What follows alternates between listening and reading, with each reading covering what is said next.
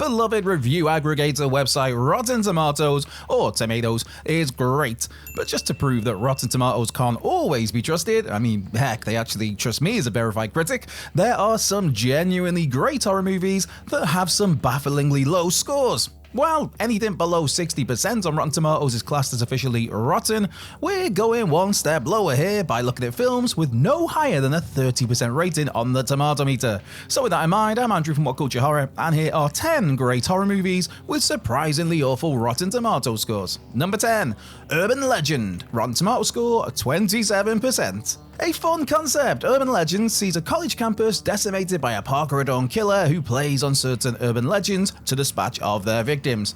And it's a bunch of easily digestible fun that has some proper wince-inducing kills. None less than what happens to the poor dog of Michael Rosenbaum's Parker. Mirroring the film's 27% tomato score, Jared Leto, who has a supporting role in the film, once claimed to have never appeared in Urban Legend, which is quite bold from the same fella involved in Suicide Squad and Morbius.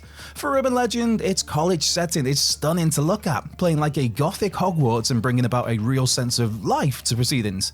And speaking of Rosenbaum, his scenery-devouring performance is one of many pitch-perfect ones, from Alicia Witt as lead heroine Natalie, to supporting turns from Leto, Tara Reid, Josh Jackson, Danielle Harris, Jean Rafave, Robert Englund, and the ever-great Loretta Devine.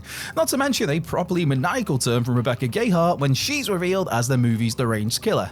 Urban Legend might not be an all-time classic, but it's a genuinely good time and nicely captures late 90s horror. Number 9, Deep Rising. Rotten Tomatoes score 29%. Deep Rising is a prime slice of schlocky B-movie cinema, and I mean that in the best possible way. With a group of mercenaries looking to rob a luxury cruise ship on its maiden voyage, things take a turn for the murderous when a giant tentacled sea beast runs amok. It's cheesy, it's grotesque, the monster is fantastic, and there's a really fun cast that features the likes of Treat Williams, Anthony Head, Famke Janssen, Jason Fleming, Cliff Curtis, Jimon Hounsou, and Kevin J. Connor. Plus, there's a great ending that brilliantly sets up, well, sadly nothing for the sequel teased at the end of Deep Rising never came to be after the film bombed at the box office. Number 8, Rawhead Rex. Rotten Tomatoes score 30%. There is one major reason why 1986's Rawhead Rex gets stumped on, and that's rightly for its ludicrously awful monster design. If you can look past the goofy look of that creature though, which admittedly is quite tough, the rest of the film is a delicate, atmospheric terror ride that brilliantly builds up its central beast, as a small Irish town is slowly stalked by Rex, a creature of Irish folklore who awakens after a column is struck by lightning. The setup for Rawhead Rex is damn creepy, showing the odd glimpse of a foot here, the odd glimpse of a silhouette, or simply the odd glimpse of something.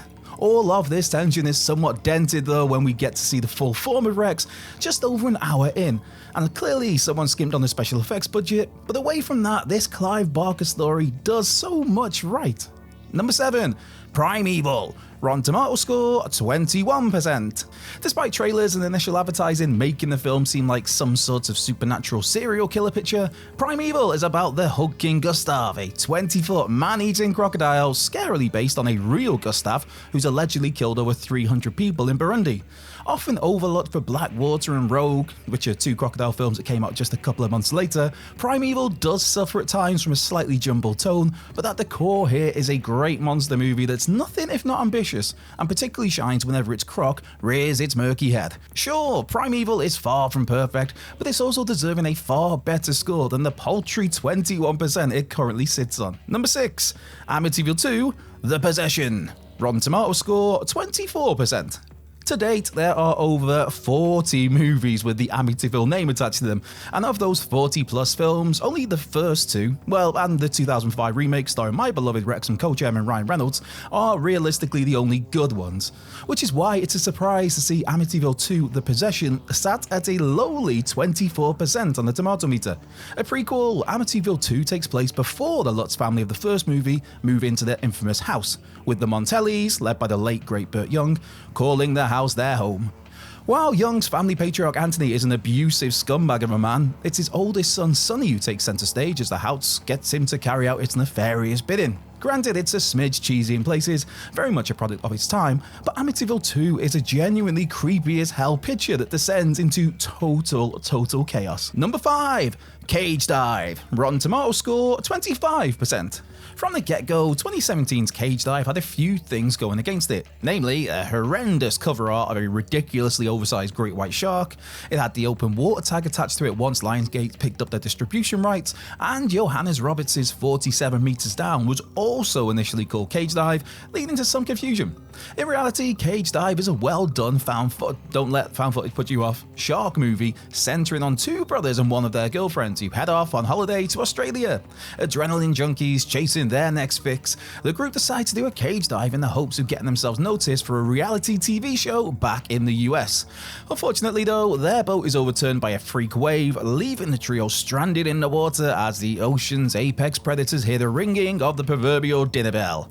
All the survival chances are further hindered when dark secrets come to the fore. Nicely capturing the energy and hopefulness of youth with the gloomy realization of their situation, Cage Dive is way above its RT score of 25%. Number 4, 13 Ghosts. Rotten Tomatoes score 19%. A remake of William Castle's classic 1960 movie of the same name, 2001's 13 Ghosts is way better than its 90% tomato meter score would suggest. When widower Arthur and his two children move into a creepy, vast mansion left to them after the passing of Arthur's uncle, they end up working alongside psychic Dennis to try to vanquish the 12 ghosts which reside in the residence, before it's too late and they lose their very souls.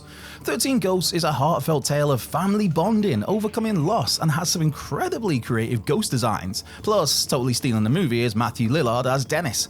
If you watched this movie upon its initial release and didn't want a Lillard-centered prequel, you're likely dead inside. Here, the Scream and Scooby-Doo favourite goes all out, managing to finally balance being over the top while still bringing some sincere humanity to the picture. Number 3, Friday the 13th Part 3, Rotten Tomatoes score 7%. Fans of Friday the 13th should take this as a personal insult. I very much do. Widely viewed as one of the best films in the entire franchise by fans, Friday the 13th Part 3 is the movie that saw Jason Voorhees don the iconic hockey mask for the very first time. Has Richard Brooker as a fantastic, more energetic, frenetic Jason. Is set in the fan favourite setting of Higgins Haven. Hey there, Friday the 13th again fans.